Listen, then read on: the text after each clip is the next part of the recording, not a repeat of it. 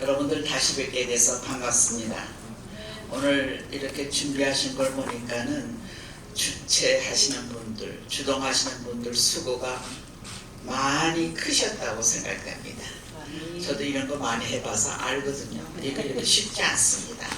내 와서 앉아있기 쉬워도 이렇게 준비하시는 건 엄청난 노력이 들어가는데 그 준비하신 분들 수고가 크십니다.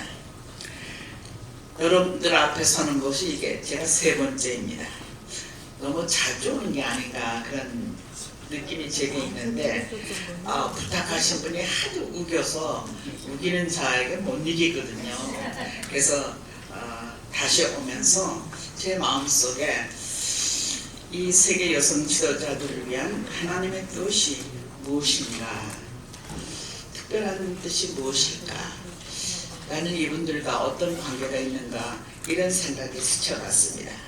처음에는 그냥 강사로 불려왔는데 첫 번, 두 번째는, 세 번째까지 부르는 걸 보니까는 내가 이분들하고 무슨 관계가 있나 이런 생각이 들었습니다. 오늘 말씀은 로마서 1장 1절서부터 18절 읽어드린 대로 그 말씀을 중심하고 있습니다. 제가 바울 전공자입니다. 바울 중에서도 로마서 전공자입니다. 이를테면 로마서로 박사학위 논문을 쓴 거예요. 그럼 이제 전공자가 됩니다. 왜냐하면 한 2, 3년간 로마서만 자꾸 씨름을 하게 되니까요. 바울이 초기 기독교의 최대 선교사입니다. 뿐만 아니라 기독교의 최대의 신학자입니다. 우리 성서 몇 권이지? 그러면 우리 학습할 적에 삼국 27권이잖아요. 39권이고 신약이 27권이다. 근데 그 27권 중에 13권이 바울이 쓴 것입니다. 엄청 많이 쓴 거죠. 13권 중에 27권 중에 13권을 바울이 썼습니다. 근데 그 13권 중에 최고의 작품이 로마서입니다. 그 로마서를 쓰는데 바울이 얼마나 고심을 했을까, 얼마나 시간이 걸렸을까 우리 몰라요. 그러나 로마서의 한두 구절을 박사학위를 쓰는 사람들은 다 2, 3년 걸립니다. 바울의 사상이 로마서에 담겨 있는데 그 깊이가 아주 심오합니다. 1장 1절에 보면은 바울이 자신을 그리스도의 종이라고 얘기합니다. 그리스도의 종. 내가 첫 번에 왔을 적에 첫 번 설교에서 제가 설교 온 걸 다 정리를 해봤어요. 내가 도대체 이분들에게 무슨 얘기를 했었나, 똑같은 얘기하면 좀 곤란하지 그래가지고는 했는데, 그때 제가 말씀드린 게 하나님께서 우리를 부르셔서 하나님의 자녀로 소명하신 축복을 기억하자 그랬습니다. 우리가 아무리 잘난 척해도 하나님의 자녀로 부르심을 받지 못한 사람은 그냥 좀 섭섭하지만 좀 안 됐어요.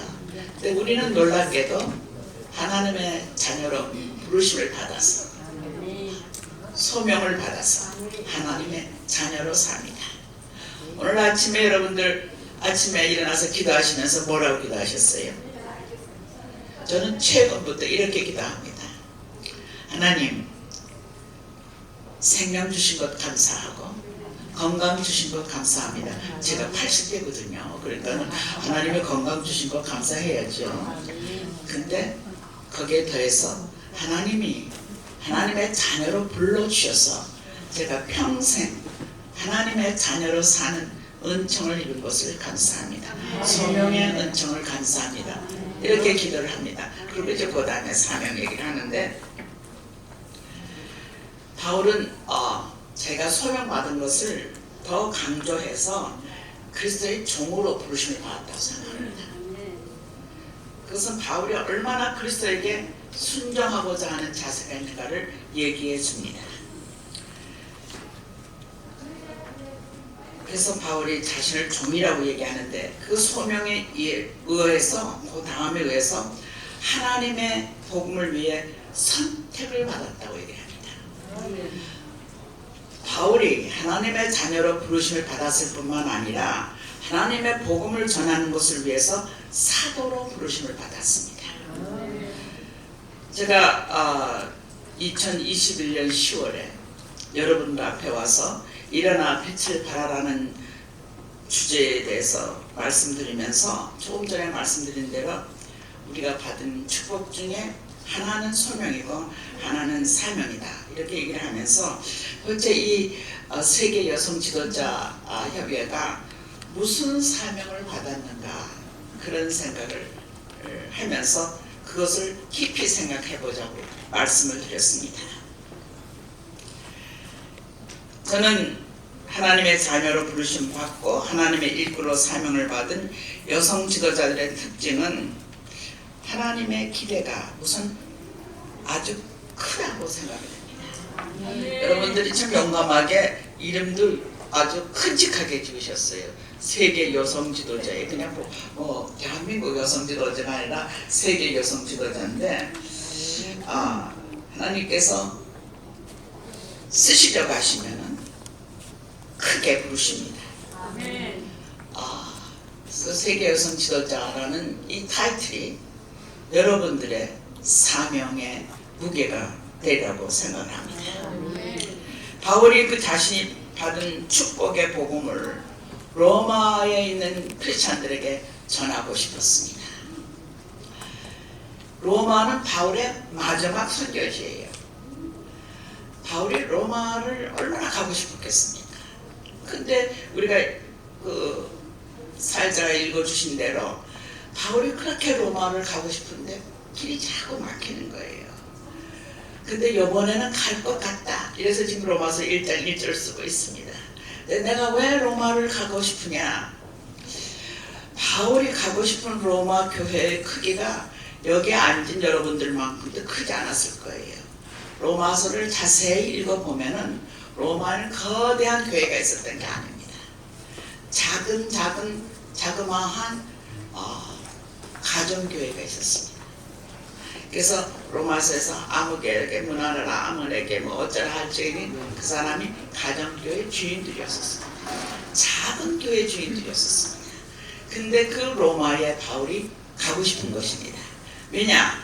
거기에 있는 유대인이나 헬라인에게 복음을 전하고 싶기 때문입니다. 근데 그 복음을 전하고 싶은 마음이 어느 정도의 마음인가 하면 빚진 자의 심정이라고 그랬습니다. 빚진 자의 심정. 빚져 보셨어요? 빚을 지면은 한낮으로 저 빚을 어떻게 갚지? 이게 최우선의 과제입니다. 만약 그런 의심이 없으면 약간 도덕심보가 있는 거죠. 빚을 진 사람은 갚아야 합니다. 근데 바울이 로마에 가서 복음 전하고 싶은데 빚진 자의 심정에 바울이 무슨 빚을 졌겠습니까? 바울이 나는 복음을 위해서 종이라고 했습니다.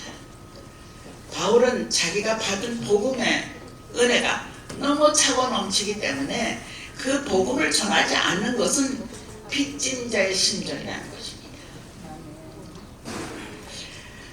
저는 사실 로마서 갖고 몇 년을 실험을 했으니까 여기 뭐 한두 번 읽었겠습니까? 그래도 빚진 자의 심정이라는 구절이 그렇게 마음에 안 들어왔었어요. 근데 이제 최근에 그걸 보면서 회개하는 심정이었습니다. 하나님, 제가 뭐 이러고 저러고 하면서 여기저기 가서 말씀을 전하고 하지만은 제 마음속에 빚진 자의 심정까지 도달하지 못했습니다. 이런 마음이 들었습니다. 사실은 저는 모태로부터 신앙이에요. 모태로부터 신앙인데 우리 할머님이, 제가 고향이 이북인데 할머님이 선천에 가셔서 전도를 받고 이제 돌아오셔서 우리 할머님 용감하셨어요. 아주 용감하셔서 그 우리 할아버지께서 뭐 당시 조선족 말에 뭐 작은 벼슬을 하신 모양인데서 대감이라고 부르셨다는데 그 집이 크고 위에서 뒤에 뭐 산도 있고 그럼 되게 그 사당이 있었대요. 사당. 여러분들 사당이 뭔 줄 아세요? 네. 그게 뭐 조상들 모시고 뭐 그런데 우리 할머니께서 전도받고 들어오셔가지고 사당을 딱 불질러 버리셨어요. 엄청나게 용감하신 분이세요. 그래가지고 집안에 이제 복음이 들어왔는데 그 복음을 반대하는 세력이 또 엄청난 세력이었죠. 그래서 그 굉장히 어려움을 당하셨어요. 어려움을 당하고 6.25 때 마침내 이제 인민군한테 끌려가서 순교를 당하셨어요. 근데 그 지역이 저희 할머님의 그런 그 신앙에 의해서 이제 많이 복음화가 됐어요. 그게 이제 북한의 용암포, 신의주 이쪽입니다. 여기 영락교에 다니시는 분 계시는 몰라도 제가 1947년에 월남하는데 1946년에 영락교에 심호하신 한경재 목사님이 월남하신다는 소식이 전해 왔어요. 그래가지고 그때 북한에 있던 그 신의주 중심에 있던 교인들이 한경재 목사님이 월남하신다면은 위험하구나. 그래서 한경재 목사님 월남하시는 건 편안히 가시게 하기 위해서 다들 금식기도 했어요. 제가 그게 6살인데 이모들이 금식기도 하는 걸 느꼈어요. 그리고 그 다음 해에 저희가 월남을 하게 됩니다. 이 말씀을 해드리는가 하면은 해방 당시에 남한보다는 북한이 훨씬 기독교 신앙이 뜨거웠고 풍성했습니다. 그래서 해방 당시에 남북의 총 교회 수가 4,000명 정도고 교회 수가, 그리고 크리스찬 수가 42만 정도였는데 북에 3,000여 교회가 있었고 또 북에 있는 성도가 한 30만 정도였던 겁니다. 그러면은 남쪽은 월남에서 내려온 사람들 때문에 이렇게 오늘날 교회가 발전한 거예요. 그걸 우리가 알아야 돼요.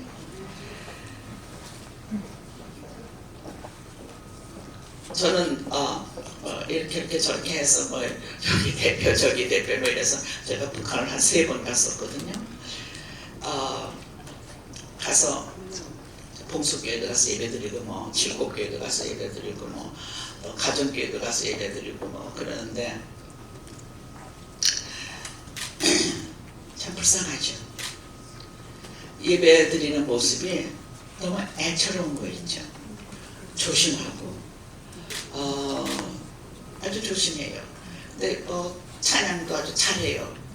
그래서 제가 봉수교회에서 예배드렸는데 찬양이 너무 근사해서 예배 끝나고 나오면서 이 찬양이 양락교회보다 더 좋네. 이러고 칭찬했어요. 그랬더니 옆에 있던 분이 원래 김일성 대학 성악과 출신들이 와서 노래했습니다. 이러는 거예요. 그러니까는 남쪽에서 한다고 해서 특별히 준비를 한 거예요.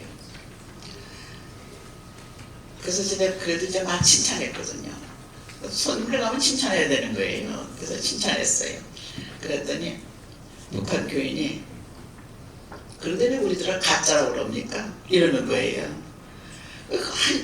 뭐라고 대답해야 할지 잘 모르겠더라고요. 왜 우리들은 가짜라고 그럽니까? 그래서 제가 쳐다보고 웃으면서 본래요 100% 진짜 크리스찬은 없어요. 조금씩은 가짜가 들어있죠. 그러니까 너무 섭섭해하지 마세요. 그랬어요. 사실 그렇지 않아요. 우리 100% 순수 크리스찬이라고 얘기할 수 없죠. 때때로 우리가 세속적이 되니까는. 북한을 오고 가면서 제가 느낀 거는 한국 교회는 북한의 빚진자들이라고 생각을 했습니다. 한국 교회는 북한의 빚진자들이다. 우리는 북한 교회를 도와야지. 그래서 뭐 여기저기서 이런저런 형태로 북한을 위해서 합니다만은 우리 마음속에 우리가 북한 성도들에게, 북한의 동포들에게 빚진 자의 심정이 있냐? 저는 없었어요. 저는 없었어요.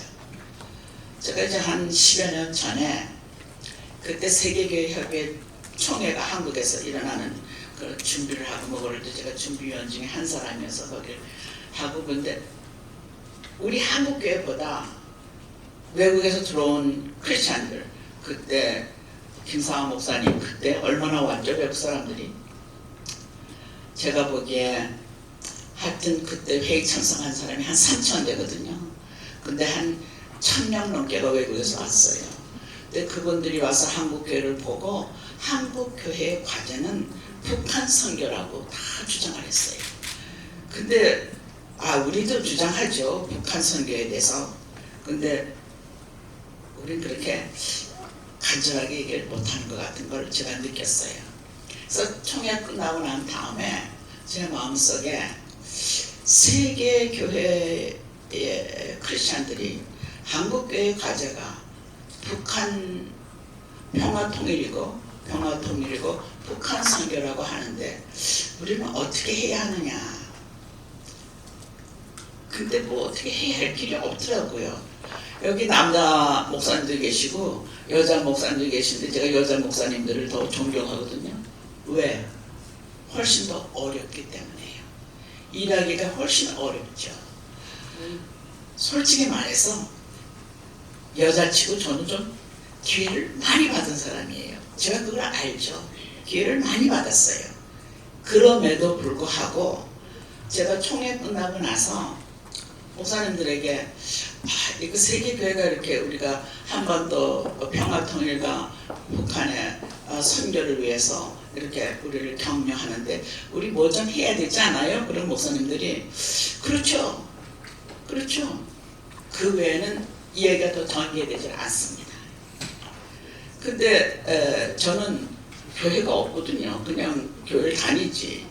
그러니까 뭘 어떻게 할 수가 없는 거예요. 근데 제가 생각하기에는 뭘 해야 한다고 생각했어요. 그때 이제 그 마태복음 18장 20절에 가면은 두세 사람이 내 이름으로 모인 곳에 나도 그들 중에 있으리라. 그 구절이 머리에 떠오르는 거예요. 그래서 그 총회에 참석했던 사람들 중에 한 10명의 여성들을 규합을 해서 우리 통일 기도회를 하자. 우리가 간구하지 않으면은 하나님께서 이 한반도에 개입해 오실까? 개입해 오셔야만 역사가 일어난다. 그래서 통일 기도회를 시작했습니다. 한 8년 전에 시작을 했습니다. 그래서 한 달에 2번씩 기도회를 갔습니다. 지금도 가져서 지금 몇 회인가 몰라요. 아무튼 한 달에 2번씩. 그때 칼 발트라는 신학자가 있습니다. 칼 발트라는 신학자가 그 대개 이제 신학을 공부하는 사람들은 칼 발트 모르면 목사하지 마라 이런다고요. 그만큼 복음적이에요. 복음적인 신학자인데 그 신학자가 뭐라고 얘기를 하는가 하면은 크리스찬은 모름지기 한 손에는 성소를 두고 한 손에는 신문을 들어야 한다. 그러니까는 말씀으로 무장하지만은 세상을 알아야 한다 그런 얘기죠. 그래서 그 말씀이 머리에 떠올랐는데 우리가 기도는 하지만은 통일을 위해서 기도는 하지만은 우리가 이 평화 통일의 길을 위해서 좀 알아야 하지 않느냐. 정치인들만 막 떠드는 거 같고는 좀 곤란하다 싶어서 통일미래 아카데미라는 걸 제가 시작을 했습니다. 통일미래라는 말은 뭔가 하면은 저는 한반도의 미래가 경제적으로 5등, 6등, 7등, 8등 뭐 거기에 속하는 것보다 한반도의 미래가 통일 미래에만 된다고 생각합니다. 그래서 통일 미래라고 이름을 짓고 통일부에다가 그것도 수속해야 돼요. 그거 마음대로 못해요. 통일부에다가 했더니 통일미래라는 단체가 너무너무 많아서 그 이름 갖고는 안 된다는 거예요. 가지고는 그 글자 밑에 로를 붙였습니다. 그래서 통일미래로가 되는데 그 로자가 뭔가 통일미래로 가는 길입니다. 그래서 로자가 됩니다. 그래가지고 한 달에 한 번씩 통일 문제에 그 지식과 지혜가 있는 분들을 모셔다가 통일 아카데미 강좌를 듣습니다. 그게 6년째 계속해 오고 있습니다. 왜 그걸 시작했느냐? 마태복음 25장 1절에서 13절에 가면은 주님이 오시는 것을 기다리는, 신랑이 오시는 걸 기다리는 처녀들의 얘기가 나오는데 5,000원은 겨울이었고 5,000원은 슬기로운 처녀여서 기름을 준비해서 신랑께서 오실 적에 맞이했다는 얘기가 나옵니다. 저는 우리가 통일을 기대한다면 빚진 자의 심정으로 북한 동포들에게 복음을 전해야 할 사명을 느낀다면 준비를 해야 된다고 생각합니다. 맨손 들고는 안 됩니다. 그래서 이제 이걸 시작을 했어요. 이거 쉽지 않아요. 이거 세계 여성 지도자 협회 시작하시는 분들 엄청 고생하셨을 거예요. 저도 그 통일 미래로 준비하면서 꽤 고생했어요. 그래도 여기 남자 목사님들 계신데 제가 여자를 좀 지켜 올릴게요. 그러니까 너무 섭섭해하지 마세요.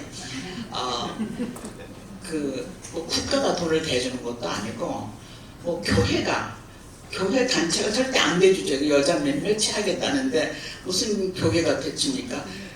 헌금은 여성들이 하지만은 교회 헌금은 여성이 쓰지를 못합니다. 그거 아세요? 나는 여자치고는 큰 소리 치고 산다고 그러는데 절대 큰 소리 못 쳐요. 교회에서는 장로님들 목사님들이 큰 소리 치지 저는 아니에요. 그래서 여성들 신앙 있는 여성들은 막 교합을 해서 1,000만 원도 내고 2,000만 원도 내고 막 이래가지고 1억을 만들어가지고 시작을 했습니다. 그래가지고 그게 6년을 계속돼갖고 그때는 정부에서 지원을 받고 그렇게 열심히 해왔다고 생각이 되는데 제 마음속에 나는 바울과 같이 빚진 자의 심정은 아니라는 반성이 있었습니다. 그래서 여러분들이 나를 3번째 불러주셔서 좀 그만 졸르지 뭐 이런 심정이 제게 없잖아 있었는데도 불구하고 이번 말씀을 준비하면서 제가 빚진 자의 심정을 깨닫게 되었습니다. 빚진 자의 심정. 한국교회는 북한 선교를 위해서 빚진 자의 심정으로 선교해야 된다고 생각합니다. 저는 세계 여성 이 지도자 이 단체가 무엇을 하실지 잘 몰라요.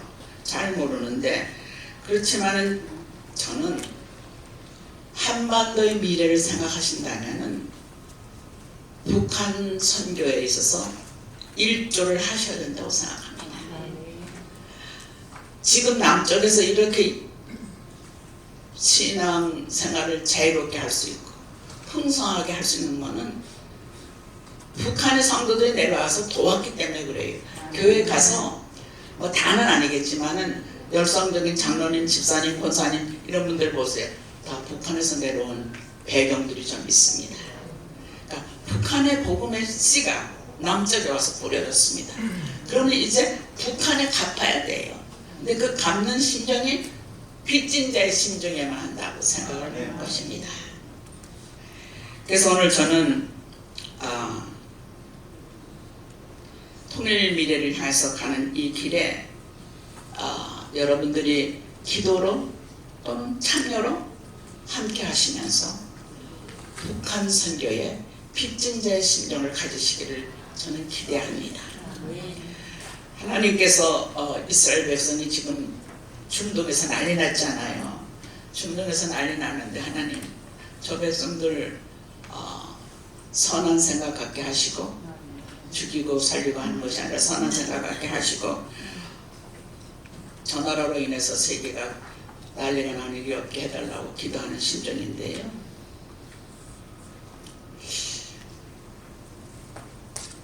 이스라엘을 위해서 우리가 얼마나 기도해야 되는지 잘 모르겠습니다만은 제가 여기 성지순례 가신 분들 많을 텐데 여리고에 가면은 여리고성에 허물어진 것도 보이고 그것도 그 여리고에 호수가 있습니다. 물이 팍팍팍 쏟아나는 호수가 있는데 그 호수 때문에 여리고성이 거기 있었는데 그 여리고성 허물어진 얘기를 성서에서 읽어보면은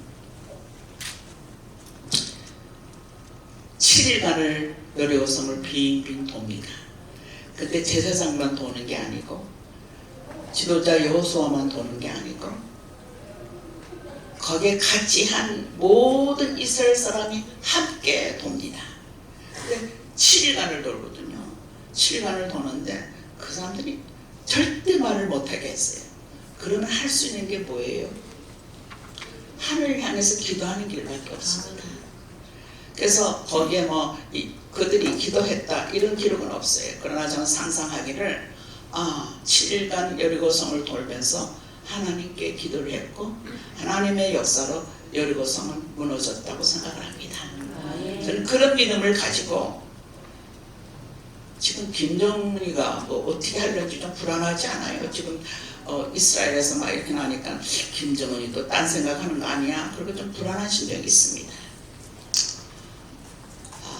이때 우리가 빚진 자의 심정으로 북한 선교를 위해서 기도하신다면은 하나님께서 여성 지도자 협의회를 만드신 큰 뜻이 허락되는 게 아닌가 그런 생각을 합니다. 그래서 사도 바울과 같이 빚진 자의 심정으로, 절박한 심정으로, 간절한 심정으로 한 번 더 평화와 통일을 위해 기도하는 그런 헌신하는 여성 지도자가 되시기를 기대해 마지 않습니다. 감사합니다.